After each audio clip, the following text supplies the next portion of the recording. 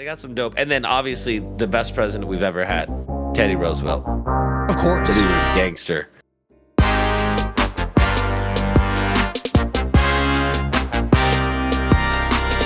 Hello, everyone, and welcome to the Neon Valley Podcast.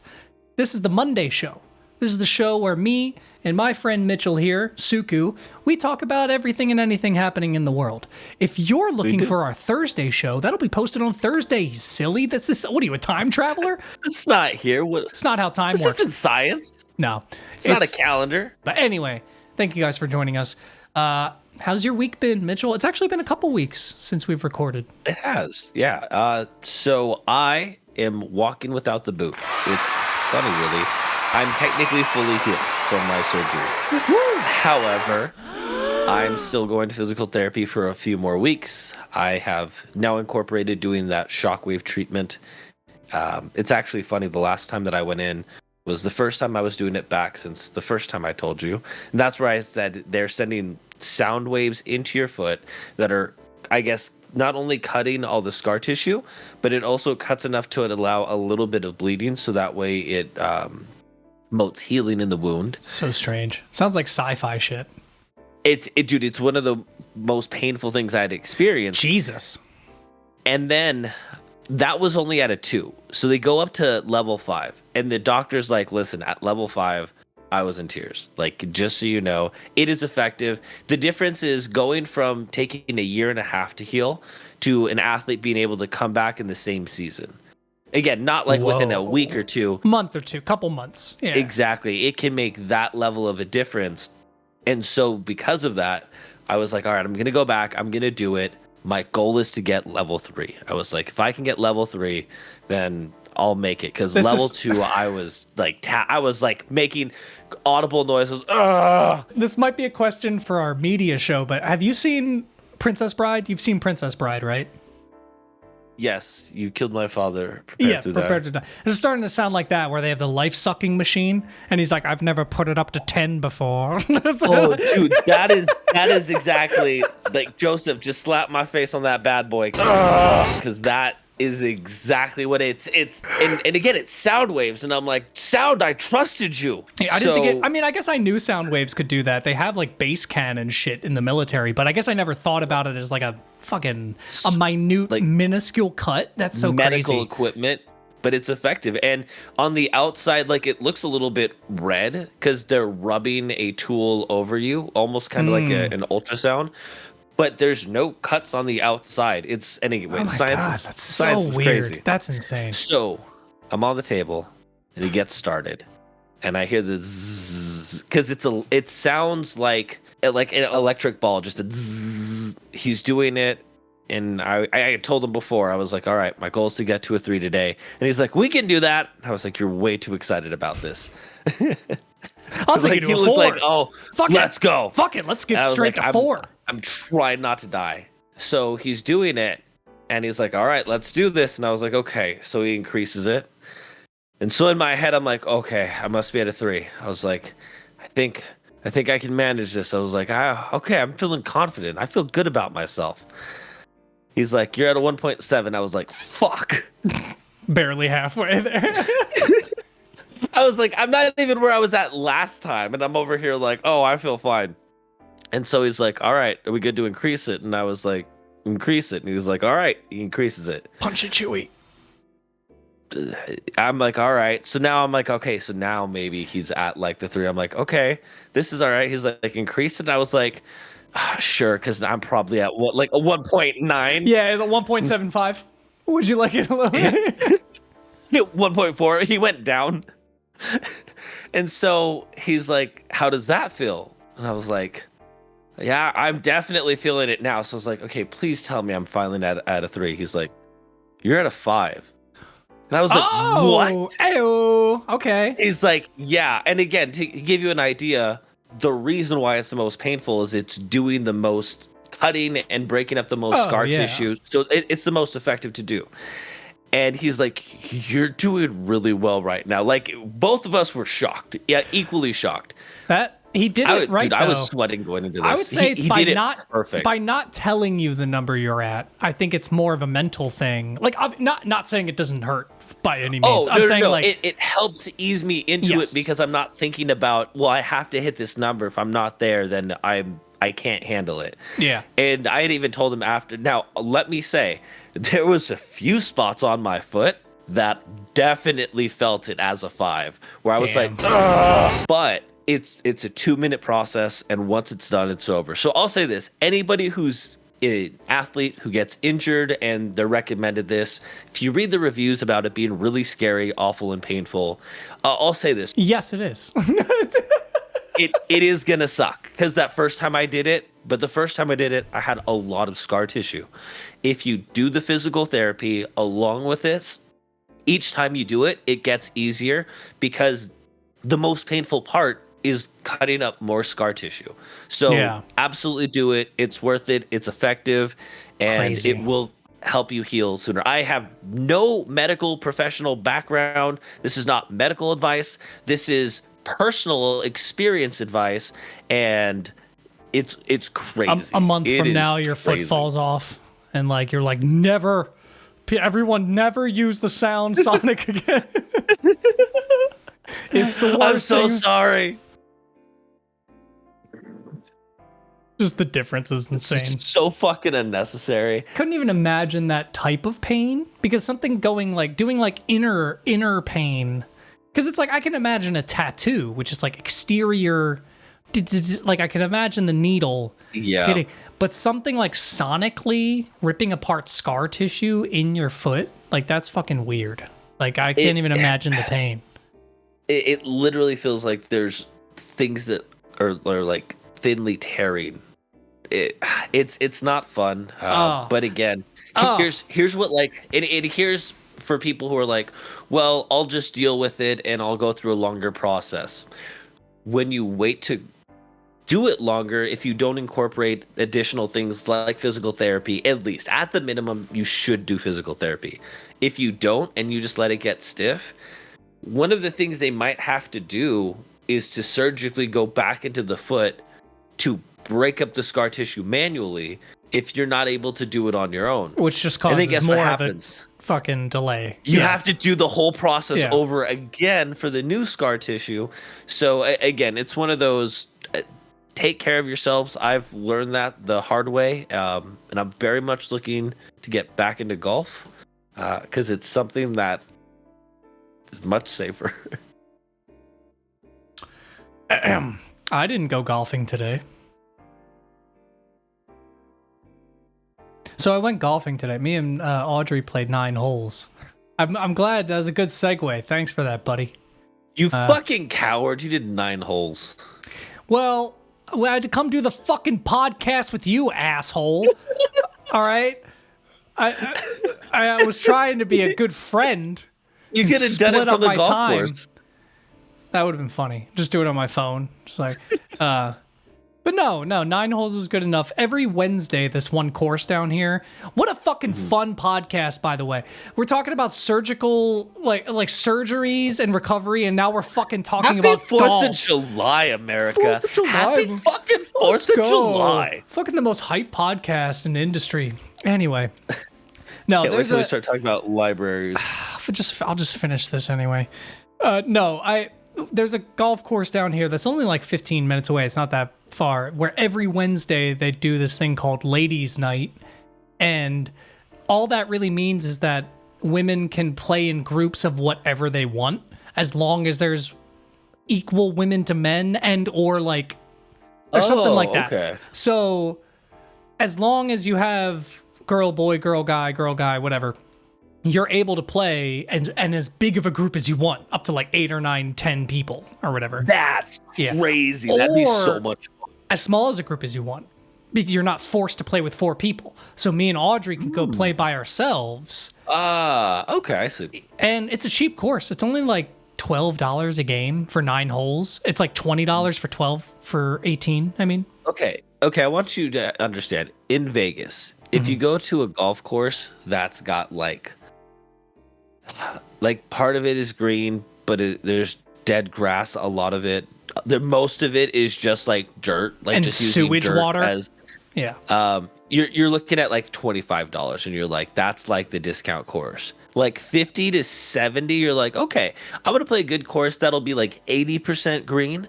And once you hit like the 70 plus, you're like, okay, 90 to 95% of this course is gonna be a really nice green. Yeah. I'd say this is like a And step or two above Wild Horse in Vegas. Not that anybody listening will know what we're I talking wasn't about, gonna but name you'll it, but that's what I was literally thinking when I like it is. did. I tell you It's better than they Wild saw Horse. an alligator. Remember we were talking about the alligators? Oh, They saw one at Wild Horse, I was waiting for one to show up there, dude. Like, which is, dude, they're in Vegas now. So like they've been in gotten Vegas. all Well, I guess it's not that they're in Vegas; they're in the city. You know what I mean? Like they've always been in Vegas. Yeah, they've been in the sewers, but now they're I don't know. I'm not a Well, I actually ecologist. Biologist. Yeah, sure. I actually recently at the show me and Audrey went to, we were talking with some people and like they weren't aware of like the underground sewer system with the homeless population. The sewers, like the actual. Okay, it sounds like a not real thing, No, but there's an no. actual civilization of people that live in the sewer systems under Vegas. Yeah. And when you think about Vegas, the infrequency of heavy rainfall makes it applicable. Again, But also you're makes further it super underground. dangerous because we have no Yeah. flood like planning. When it's monsoon season here in Vegas, all the streets flood heavily. If you look up UNLV flood, there are so many photos of the campus.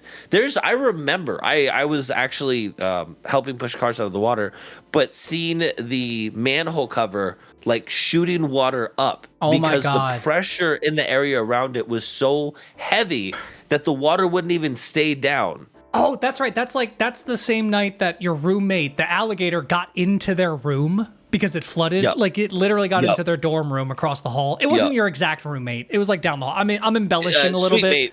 Yeah. Sweet mate. I'm exaggerating a little bit. It was down the hall a little bit. But yeah, the alligator, because I was going to say, they didn't know about the homeless, so how could they possibly know about the alligators? I was like, they basically share the tunnel system. There's like a mutual agreement. They're just like, Charles. That's Charles. Yeah. Charles the alligator. All right. So, you know what? This is the 4th of July episode, kind of. Not really. We're recording this before 4th of July. It's going to come out afterwards, but let's pretend. I don't know what this television show has to do with 4th of July, but it feels like it does, right? Pat Sajak is no longer the host of Wheel of Fortune. Have you heard about this thing, The though? torch has been passed.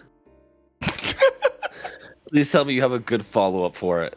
No, I really Damn don't. Just Ryan Seacrest is going to be taking over. And I'm going to be seeking some rest after watching that episode. I tried, man. I tried. I hope you spent days coming up with that. I know. I felt bad because you thought I would follow through, and I tried to come up with something. I thought it was pretty good. Seek rest. He's a very energetic guy. He has like realtor energy. You know. All right, He guys. does. Let me show you this bedroom. You know, like he's Like, ready. I feel like he would be in the same evolution lineage of Pokemon as the guy that did that would like remodel people's home. The twins. No. It was a show that was popular in the 2000s. The Move That Bus show. Yeah, the Move That Bus show. I don't remember The his name. host of that. Tim Allen, Home Improvement. Not Tim Allen. Extreme Makeover Home Edition. Cal Scrubby. Ty Pennington. Oh, yeah. okay.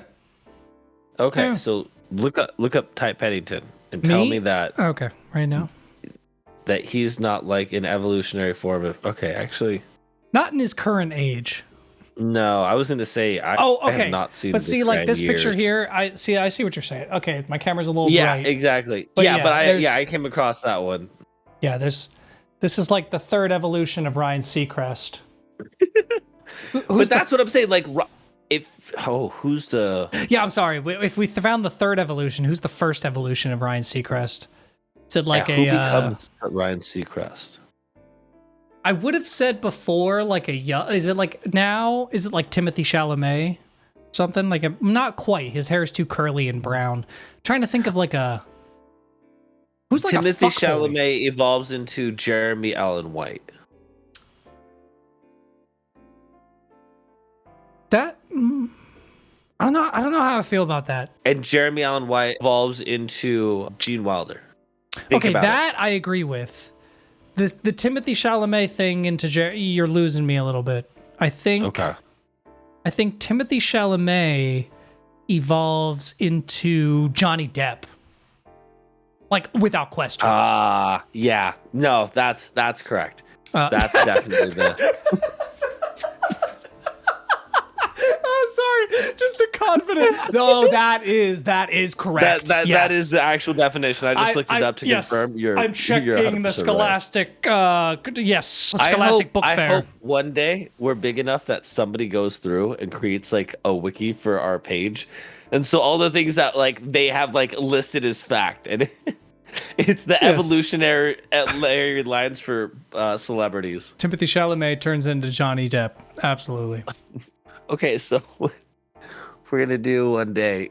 We're gonna go through a list of celebrities. This is a fun game, by the way. Yeah, we need to make this a game. I was gonna say, and we're gonna establish evolutionary lines and also types. So is it like a dragon? Is it a fairy type? Is it steel? Hell yeah. Okay, well now we're getting into iffy territory. We can't put any of the gay celebrities into the fairy type because like we already can't do that. Just out of the gate. They can be Mitchell, whatever they want. I'm putting down. No, they can't. That's what we've learned. As a cisgender white male, what category the gays go in. And it's not the fairies out of respect for them. Can I get a hell yes? They have to be normal type. Because that is the new norm. True. You know what? No, they're going into magic type because they make me feel magical. There's no magic type? What? What the fuck is abracadabra then, bitch? Psychic. What the fuck is alakazam then, bitch? Psychic. Which is a form of, say it with me, crowd. Telekinesis. Telekinesis magic. Exactly. Thank you, crowd. Oh man, I've been playing with Suno, and I've made like two things where I was like, I like this. Okay, I wanted to talk about game shows, but I want to talk about Suno first because I was going to transition from Pat Sajak into our favorite game shows and stuff. But fuck that. We should talk about AI music for a minute because I'm so down. We'll get back to game shows. We can get back. Yeah. Yeah, I've been fucking with Suno a little bit too, and I think I told you I actually encountered my first Suno in the wild. Yes. So there's a channel that a lot of people probably watch. There may even be a person who listens to our podcast who watches this channel. They're very popular. It's called Corridor Digital, and they are a group of VFX artists and movie editors that have made like a YouTube channel to kind of promote VFX art and all this stuff. And it's actually really cool. Another thing they promote is that is cool. Stunt artists. They're like a big promoter of stunt artists, and they've actually like helped propel some stunt artists' careers using their videos. Super cool. And to get more focus on like, hey, it's not all CGI. There's a person trying to fucking kill themselves. On literally camera. like damaging their bodies. For a dope shot. Deserve that respect. So anyway, in their video, they had a sponsored portion where it's like, I think it was a VPN or one of those things. It's either VPN or like Vessi shoes. They always have one of those ads. And by the way, Vessi, NordVPN, Neon Valley Podcast, if you want to hit us up. We've really fumbled the bag with Fumbly Gum and Lego. Mitchell, you fucked up the Lego thing so bad. Here's the thing, though. I don't think asking a sponsor to sponsor us and then immediately saying how we fucked up a sponsorship is a good pitch idea. No, okay, my bad. We didn't fumble the bag. Okay, first of all, Fumbly Gum fumbled the bag. They did like a weird racist thing on our podcast. That's not cool. That's not cool. Just because we kept it in. It's disgusting. Just because we kept it in but bleeped it doesn't mean that we're bad people. We just want to make sure that the truth is told. So we made sure that Fumbly Gum was exposed for who they were. They're not a part of us anymore. But you did fuck up the Lego thing. Let's just be honest. That is what happened. All right, we could talk about the Lego thing. We could talk about the alligators in Las Vegas. There's nothing we're gonna be able to do about it at this point, though. So we're just gonna not talk about my mistakes. Well, there is actually the COA, the Coalition of Alligators, that you could go to the COA.org, but you won't. They're not a big fan of me. Here's the thing. Oh, what did you do? It's not what I did. It's what they did. That. Are you confusing them with the CIA? They're not the CIA. They didn't kill your grandfather. It's fine. Not that one. Not the COA. The CIA. I know what happened. I know what happened. They killed my grandfather. I know he meant a lot to you, dude. Stop. Come on, buddy. I know Stop. he meant a lot to you. Stop. The funniest thing to say to someone you're consoling. Stop. We're doing a podcast. God, this is fucking annoying. We're doing a podcast right now. Jesus Christ. Anyway. Oh my God. They had a sponsorship ad, and the ad was like a metal song because they were reviewing Falling in Reverse's music video, funny enough. One of their more recent ones, because it has like crazy CGI in it, which I will admit it does have insane CGI in it. But okay. And good looking.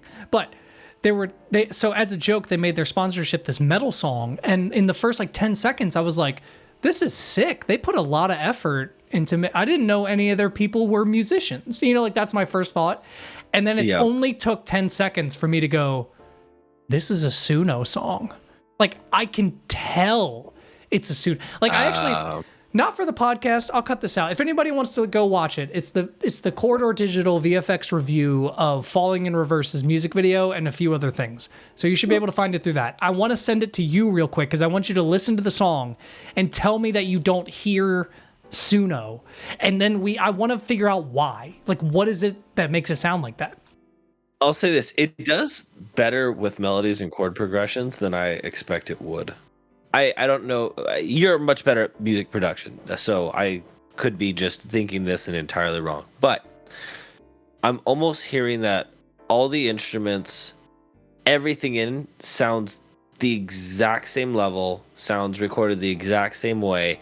Like everything is too consistent, and there's also like this almost like amplifier, like slight filter over it, where when there's like a slight moment of silence, you just hear this. That is very common in a lot of the Suno songs that like I've heard.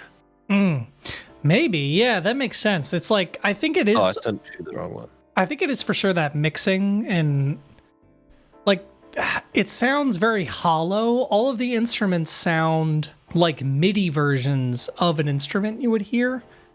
Like it's not like a real, even the voice has this very like hollow kind of thing I don't know. It's really interesting. Here, let me play yours real quick. That is the wrong one. There we go. There, it's that one. Okay, let me listen to it real quick. I know, it almost sounds like an anime intro or like a Kingdom Hearts song.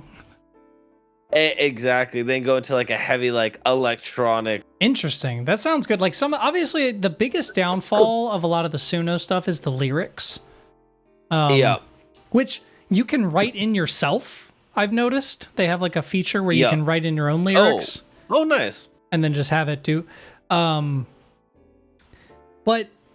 I think what's interesting is that there is almost like in my opinion, there is something. There's like a step up with this AI music when it comes to melodies, only because what I think it's doing is it's using an algorithm to figure out what the next best chord is to use based on the previous chord, right? And what I think is interesting about that is it's not, I feel like when people write songs, a lot of the times we seem to use repetition. So if you find 4 chords that work well together, you usually repeat those 4 chords and then find like a chorus to change into and change out of and like, all that when you're songwriting. But with the AI music, I've noticed they sometimes take like deviations with the chords that I wouldn't really think of, because I'm like, oh, that's just what AI thought. Well, this next chord works, and it puts it in. This is what you would do, yeah. It'll almost create a very interesting chord progression. Do you know about the copyright with Suno though? No, I do not. So do you know? Do I know Suno? Do you know about Suno? I know about We Don't Know, but we'll get into that later. Ooh. That's for the Patreons. That's over at sponsor. Patreon. So if you are using the free version of Suno, they own all of the rights to all of the songs you're making. So even if you were to re-record them with your own voice and use the same exact chords and all this stuff, there's still a chance that it could be flagged as a Suno song. Because I might be wrong about this part, but someone made it sound like they are also putting these into the flagging things for YouTube and Spotify. So the second you make a song on Suno, it is now being flagged as a song that's already been made if you upload it on Spotify or things like that. Interesting. So they ask you in their terms of service to change it just enough. They're like, oh, if you use slightly different chords, use different vocal cadence, use different lyrics, things like that. But if you pay for their ultimate version, you can have rights to all the songs that you make in the AI. And I just think that's crazy interesting. That's probably gonna cause some interesting lawsuits in the near future. I'm very interested to see how that plays out. Yeah. What happens when, and this is like a 1 in a million chance, this is like a Black Mirror episode, but what happens when somebody writes a song that's exactly like an AI song and then tries to release it and had no influence or know anything about that AI song, but it's just close enough? It's like, because that's gonna be a fun Lego battle. Yeah. Like but the AI one did it first. Like technically the AI one did it first. Like that'll be so weird. Here's the thing. It's inevitable with everything that's adapting and evolving in AI. It's only a matter of time whether it's somebody who wrote a story, it's very similar to something that was generated by AI, it's going to happen. And I think once that happens, then legislation will get written around it. But until then, they can't write laws, or they're not going to write laws because it isn't affecting them yet. Yeah, true. It's only affecting the younger generations and their money and creativity and stuff. Yeah, it's true. That's actually crazy, right? It's affecting the arts the most. Which is not the thing you would think first. Yeah. Yeah, businesses are using it to integrate. Like, there's no way. And I'm somebody who uses ChatGPT 4.0. There's no way you're going to ever be able to fully replace anyone with AI. But what you can do is you can have somebody who's good with AI maybe replace 2 or 3 jobs that it takes a person, where you have one person that can use multiple AI to complete things. People using AI will take people's jobs. Yeah. But and whether or not it's a good thing is a whole other conversation. But it's not AI itself. It's like computers, calculators, electronics in general. You know what I mean? Like, even assembly lines, there's still people working on it with, exactly. Literally about to say, like, if you didn't transform to an assembly line, you weren't going to keep up with the rest of the country, when it comes to industry. I was going to say industrial, but that doesn't make sense. Industry.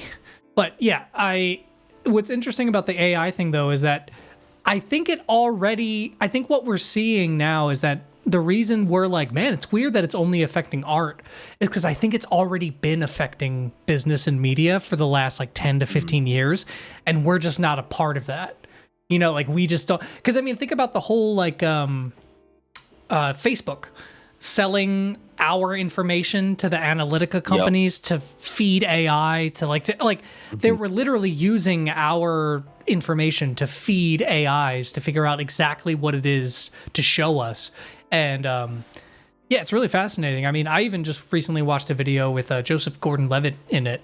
He was talking about, it's like a last meals video on YouTube. It's cool. It's this series where they do You've seen it before? I haven't watched it, but I've stumbled across the thumbnail. Oh yeah.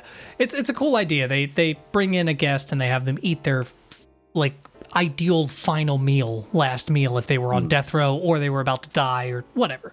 And then they talk about death and interesting things in the world. And Joseph Gordon-Levitt was talking about AI and how he thinks that the scariest part of it is more of how they're controlling how we view media. Because I'd never heard it explained this way before, but the way he explained it was like, you have nuclear codes, right, that are held in warehouses that are worth like billions of dollars and being like locked down with security. He said there are algorithms that Facebook and Twitter and Google and all these companies use that have that same level of security and are worth the same amount as literal nuclear codes in the world. That's insane. And those are algorithms being used to show you what you want to see and or don't want to see. Because sometimes that's the most important thing. And that's what's been driving me nuts. I deleted Twitter and X like officially. When you sent me that link to one of the tweets, I had to go through it on my browser because I had to, and I wasn't even signed in. I had to view it as like a guest because I just deleted it entirely. Because every time I got on it, it was within seconds. I'm seeing something that I either like hate, confused about, or like, and it's a terrible site. It's absolutely horrible. Awful. And it's only because it's being led by this algorithm that makes you think this is what you want to see, but it's only because it's what people mostly engage with, and like people don't know what's good for them. As people, we do not know what's good for us. If everyone could, everyone would do meth. Do you know what I mean? Like if we didn't know, no, hear me. I'm saying if we didn't know as a society what it does to you, everyone would do a hard drug. Because you would just be like, yeah, it's fucking sick. What's your point? I feel dope as fuck when I do it. And it's like... Great example, children smoking in like the 40s or whatever yes, alcohol. We have laws on alcohol, right? We could let 12-year-olds drink. There's nothing cosmically stopping us from letting people under 21 drink. We've just all agreed before we were born that that's the right age. So... That's the thing that annoys me is whenever a law is made in our time, people hate it. It's just like, well, how the fuck could you possibly? But when it was done before our time, we're like, yeah, well, those people just knew what they were doing. They were smarter. They had more time under their hands. They were forefathers, God damn it. They knew exactly what they were doing. And it's like, what the fuck? Like, yeah, makes no sense. No, I agree. It sounds like you don't. This is a very patriotic episode. I'm just realizing it sounds very conspiracy theory. Not saying like any of this is conspiracy theory. Just it's for a very like, oh, it's the 4th of July. It's like here's all the things that are wrong going on. It's true, man. The CIA, the COA, can't trust either. See you later. Snowden. He Snowden actually tweeted about AI recently. Did you see that? I did not. They're hiding it from me.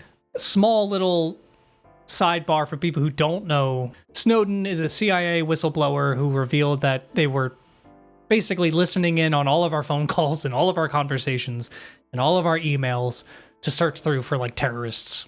Was that the NSA? I think it was a sub of the CIA. It was a sub portion of the CIA. Oh yeah, no, yeah. But I think it was the NSA. I think you're right. Yep. National Security, National Security Association, something like that. Agency. Yeah.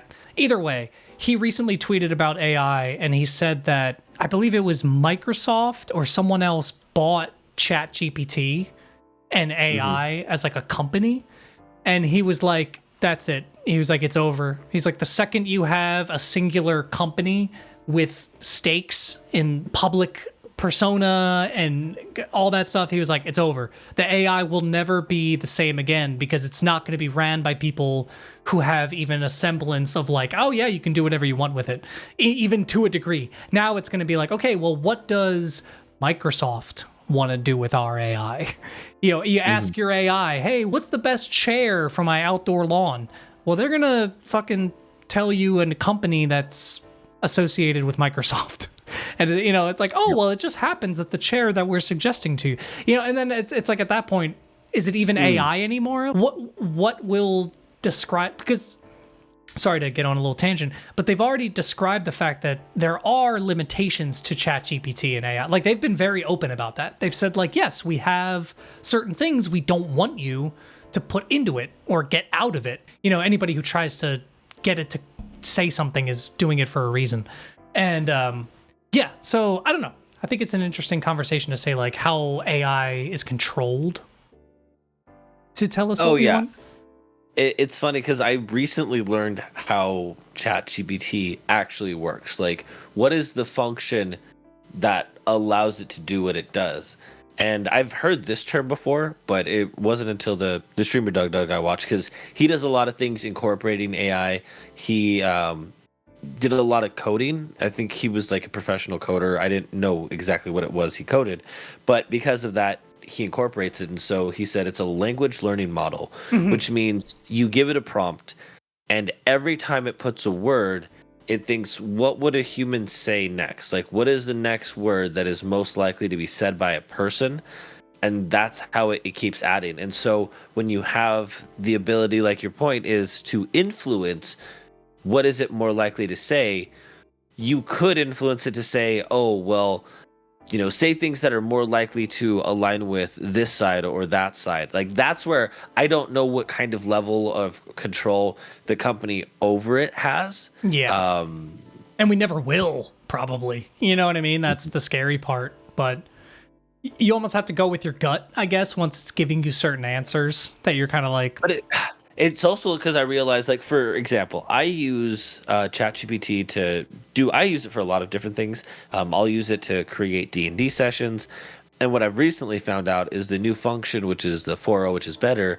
It'll remember conversations through different chats. So if I have one chat where I really like something from I can reference other conversations in it. So what could happen, right, is if you're using it, and maybe it's a way for you to vent, is for you to, like, talk about all the things that you hate, and, like, you could tell it, hey, I just need, to tell you, like, how I feel about this.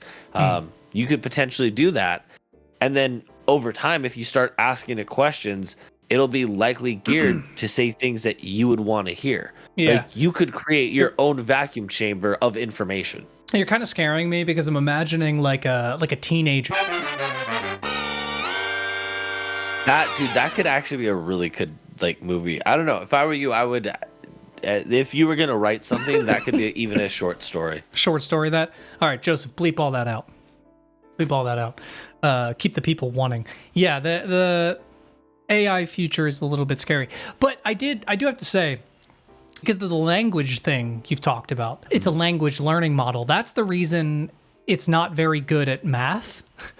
Because it doesn't understand numbers. It just sees numbers as symbols that we use in English. Like, that may sound weird. It might not make total sense saying that. I see what you're saying. Because if you're to say, like, 2 + 2 is 4, or that's a little too simple, probably. It's if we say, like, 364 times 7 equals whatever, the algorithm will just use whatever numbers are most likely to come next that we would say in the English language. Has nothing to do with math. It doesn't have anything to do with actually multiplying or doing any math.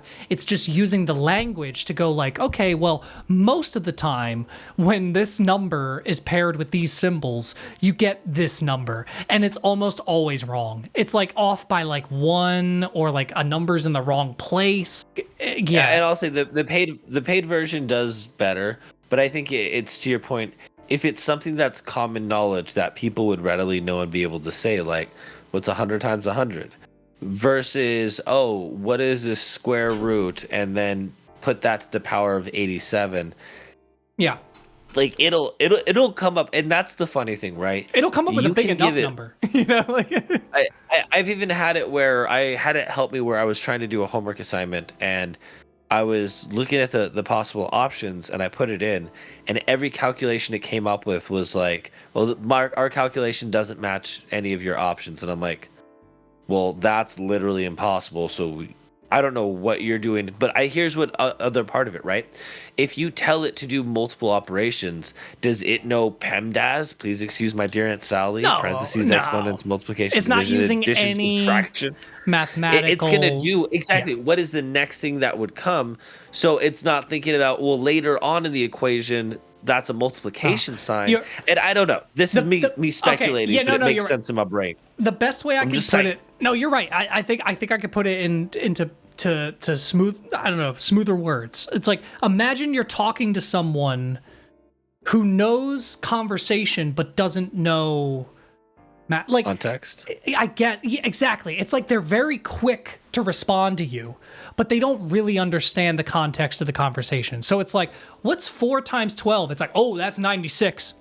And you're like, are you sure? It's like, well, I don't know, but I was the first to answer. Like, they're just like, it's like the guy that's just like ready to fucking tell you whatever you need to hear. It's so funny when it comes to that. And you're probably right, where I'm sure the paid subscription probably has like a math element added to the algorithm. You know what I mean? Mm-hmm. In a sense, that it doesn't just use the language-based system and things like that. I was having this conversation with some of Audrey's friends because they're all in, U of O right now. They're all in very academic, educational fields that require research and, like years of like pulling through papers and things like this. And right. And AI seems to be a big threat to that, because it's like, well, now AI can feed off of all these other things, and you can research something in 10 minutes that took 6 months before because you had to look through 100 different papers. Now, if you can scan all those into ChatGPT and tell you to look for the specific word X, now, boom, it's done it. And even beyond that, because even that can be done with like PDFs and all that stuff. So it's like, it goes beyond that. You can find concepts. Find me someone talking about this idea, and fucking it brings it up. And they're very rightfully so a little freaked out about it and upset about it, because they're like, how are we supposed to know if a student has done the actual work or if they've used AI?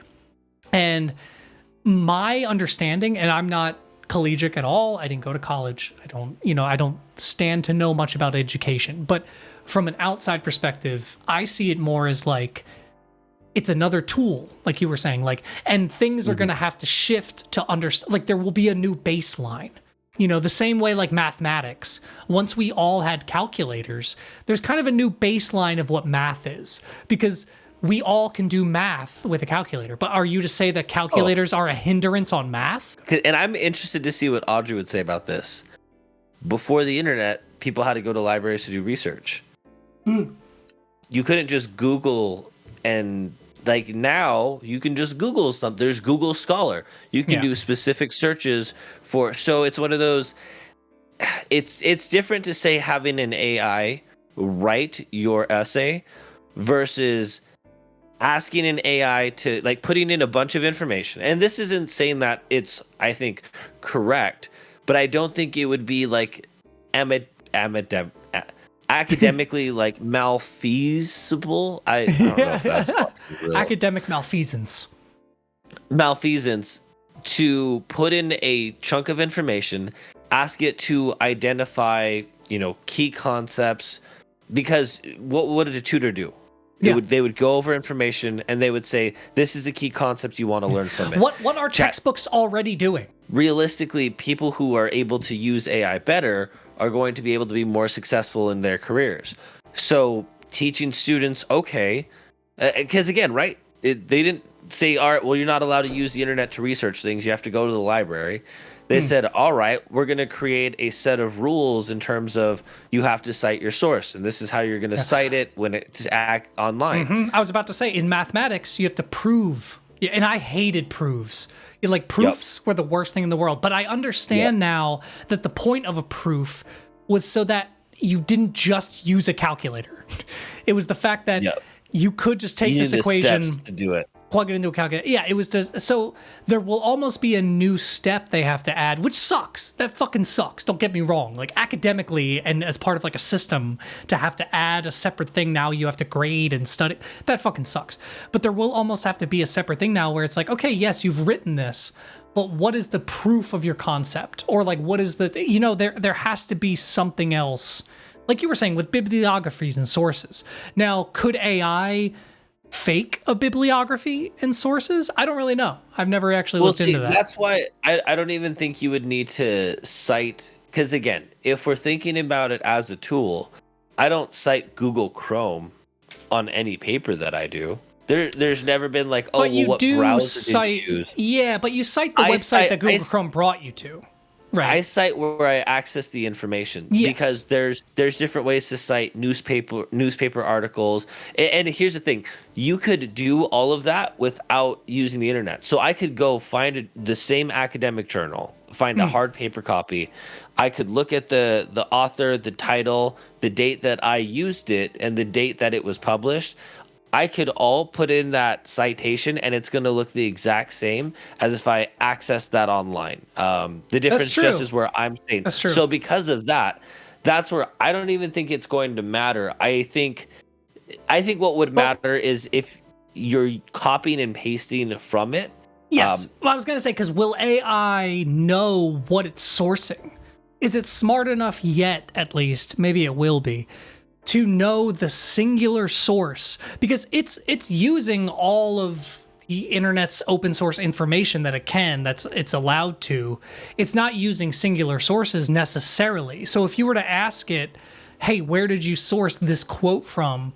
It might not know, because it's like it's using so many different things. The same way with the math problem. It's not necessarily answering it precisely to, yes, this source is where this directly came from.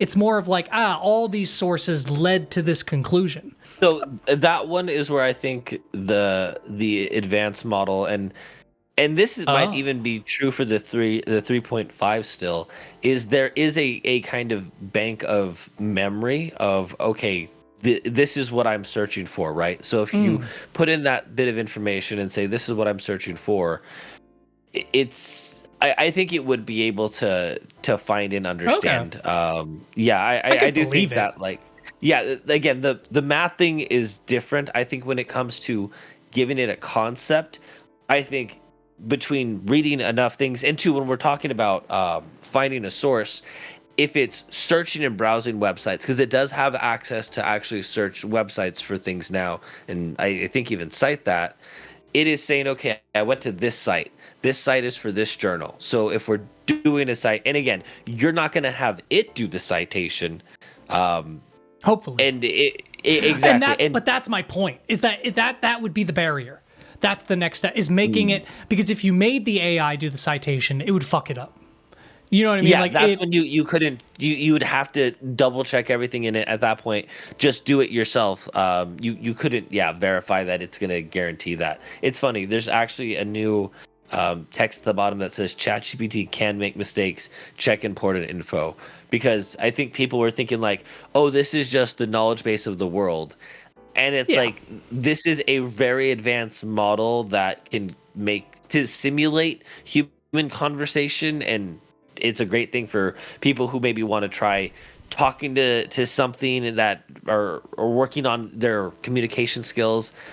But in terms of it doesn't have all the answers. Yeah, no. It's like something to bounce ideas off of as like a creative, I guess. It's like, hey, what do you think about this? And then it'll spit out like 5 different random things, and then one of those things might make you go, oh, hey, okay, hold on, and then take you in a direction that, is different and you wouldn't have thought of. And some people don't like that, and that's fine. I get that, but I don't think that's the same as just outright copying and pasting something from AI, And to your point, I think the citation will be kind of the separation, because once you have to do the work of going through the AI to find your citations to verify, just fucking do it. Just write it at that point. What's the fucking cut out the middleman.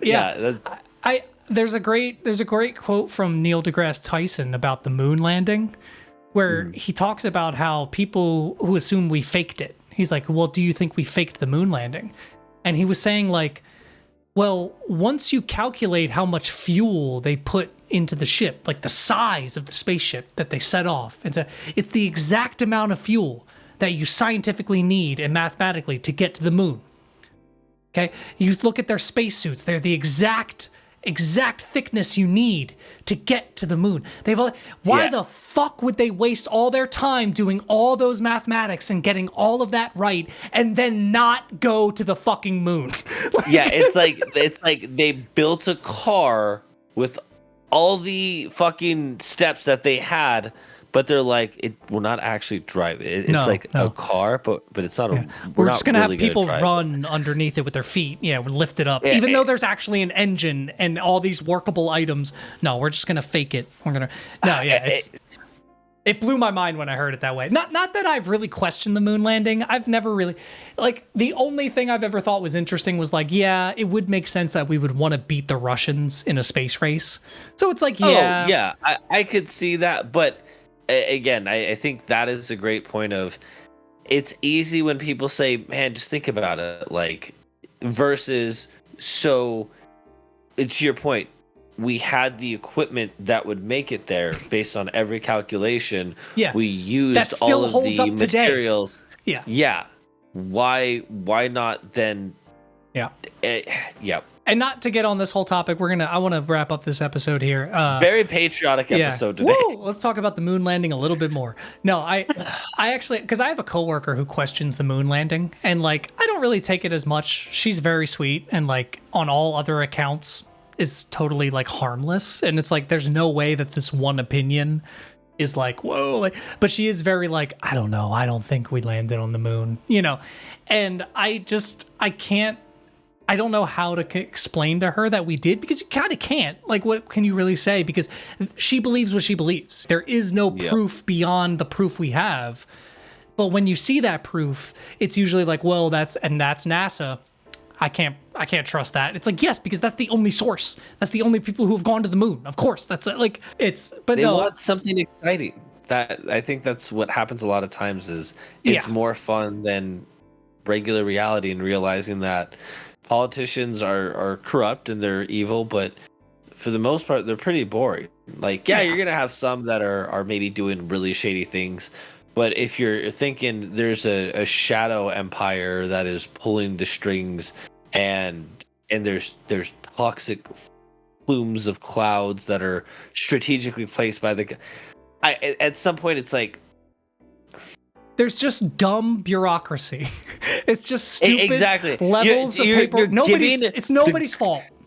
You're giving the government too much credit. Yeah, exactly. It's one of those. Is the best way to think about it is, for the people that you call idiots that are dumb, you think, and it's no, there's a shadow organization. All right, so let me ask you this: how do you, the average person, have information on this super classified shadow organization that has the ability to run the country? And again, this isn't even based on a specific conspiracy, but it's the level of thinking that you get into when it comes to conspiracy theories. But in a broader idea, you say the Illuminati or something. There's so many logistical fallacies when it comes to conspiracy theories that are just because for example, if we want to talk a logistical fallacy when it comes to a greater power trying to control you. Okay, we had the vaccine, right? Let's talk. I'm going to bring it up. I'm going to talk about the vaccine, right? Yep. The main idea for a lot of the anti-vaxxers was well, they're trying to control you by getting the vax, and then they're going to kill you with the vaccine, right? Why would you kill the only people who agree with you? I was gonna say the same. Why not? Why not? The best example I thought was actually for the opposite. That no, they're trying to protect their base, and they're gonna. They created the propaganda to eliminate the other. If you told me that, I'd be well, shit. Yeah. Oh, that makes sense. There was a lot of one side of the political spectrum that got hit really hard by that. Yeah. Instead, they went the complete opposite direction that doesn't make any fucking sense at all. It's like, no, they're trying to give the vaccine to kill people who agree with us, who will listen to us. Because if you don't listen to us, we're going to let you live and you can keep doing what you want. What? Like, what? Like, that doesn't make any sense at all. It's the worst cult in history. It's kind of what I mean by the Illuminati. Like, they keep thinking it's this organization to kill people and bring in sacrifice. And it's like, well, why would they sacrifice the people who know about it? It doesn't make any fucking sense. Like, whatever. It's so silly. It's so funny. It's been a good episode. We should have a conspiracy theory tier rank where we rank conspiracy theories just on how we're like, listen, if it was, this would be a good one. How controversial is that, though? Like, I've thought about that, but I was like, how mad would we make some people? But who cares, I guess. It's whatever. If we know that none of them, for the most part, are real. Like, there might be one or two that were like, okay, well, this one's been proven true. So, like... Yeah, this was released like there are certain things that yes, okay, we can go and be like, this was a federal document that was released or from the CIA that does detail. But again, these would be things that have then been proven and wouldn't be conspiracy theories. That would be top of the iceberg, baby. That'd be like the tip of the iceberg. Yeah. But there's a couple where I'm like, okay, this would be hilarious to let's talk about how real it would be that the Earth is flat. That's one of my favorites. Oh, you want to do this real quick? You want to talk about this real quick? Or do you saying in another episode we should talk about that? In another, because like... Okay. All right, that's fair. No, that's fair. To that point, it's like that thing. It's like there is no proof. And like this is the last thing I'll say. And it's another thing from Neil deGrasse Tyson. He had a buddy of his that he actually says he respects intellectually. It's a friend of his that he respects and thinks he's a very intelligent man. But he came to him and was kind of like, "Hey Neil, I don't know if we landed on the moon, right? And you were too young to prove it. You weren't there." So can you, what proof is there that you can show me or that's out there that will help me believe it? And Neil was kind of like, I call him Neil. He was kind of like, oh yeah, you can go and look up these photos. They were actually taken in the last like 4 or 5 years from the Chinese space orbital. And it's of the moon and you can see our footprints and our flag on the moon. That's where we landed. You can see it there. And he was like, okay, I'm gonna go look at that. He looked at it, came back the next day and was like, hey, Neil, so I looked at those photos and they look good, but in the bottom right corner, I saw a NASA logo and I just don't know if I can believe it. And Neil was like, I gave you the fucking proof. I gave you the proof and you still don't want to believe it. There is no convincing you. You're choosing at that point that I don't want to believe it because it doesn't agree with my belief system. And it's like, all right, that's something you decided. Yeah, when realistically it's because who else would the Chinese space program send that to in America? Like if they were to share photos of space, who the fuck else are they sending that to? They're sending it to NASA. You know what I mean? Like what? Department of Agriculture, Tyler. Of course, stupid. The COA. Dumb fucking idiot. They're organized, I'll say that much. They'll help one day. But we should do a conspiracy theory tier list one day of like most plausible to least plausible. Yeah, that way too, we're not even saying like, oh, we think this is a good thing or a bad thing. We're just saying like, based on how it sounds, what is like more likely to be like real. Yeah, we'll do a little research into each one. Yeah, no, I'm down.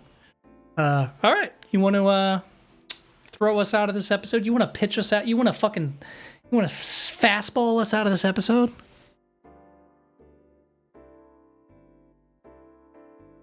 Hey, you pretty fucks. How's it going?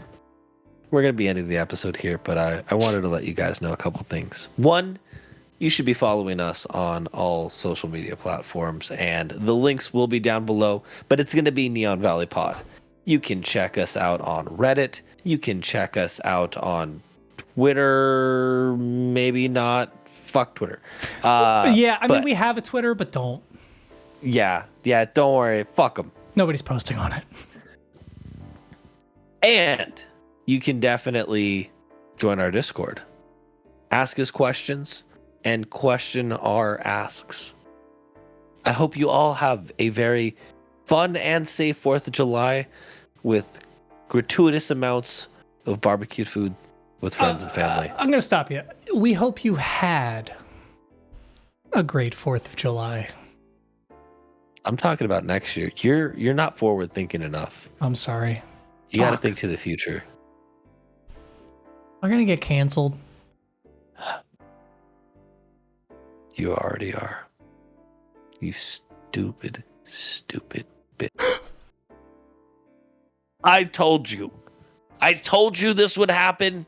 That's Be like, hilarious. just be like, you already were canceled. And then I like disappear. Oh, man. All right. That's hilarious. Thanks for watching, guys. See you in the next Monday episode. And Bye-bye. oh, wait, hold on. No, wait, don't go anywhere. Don't you fucking go anywhere. Oh, Thursday, shit. we are reviewing Brazil. Brazil. Not the country. No, the 19. Yeah, we're reviewing the entire country of Brazil. Country review. Bro, can we do country reviews? That would be so fun. Like tongue-in-cheek entirely. If we travel, if we go on a trip to another country, we can do country review. That's fair. Okay. We'll see you in the next video, guys. Bye.